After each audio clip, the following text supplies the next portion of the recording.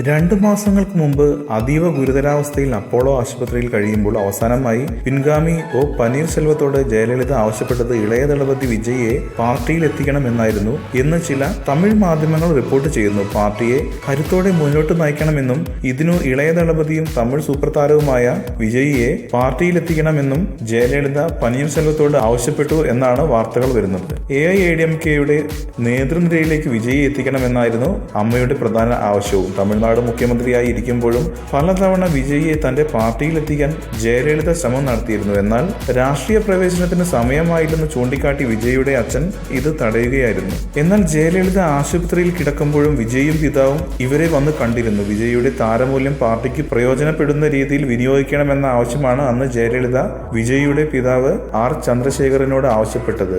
ഇത് പരിഗണിക്കാം, അമ്മ ആരോഗ്യത്തോടെ തിരികെ വരണമെന്ന ആഗ്രഹമാണ് വിജയിയുടെ പിതാവ് അന്ന് മുന്നോട്ട് വെച്ചതെന്നും മാധ്യമങ്ങൾ റിപ്പോർട്ട് ചെയ്യുന്നു. കൂടുതൽ സിനിമാ വാർത്തകൾക്കും വിശേഷങ്ങൾക്കും ഇപ്പോൾ തന്നെ സബ്സ്ക്രൈബ് ചെയ്യൂ മലയാളം ക്രിയേഷൻസ്.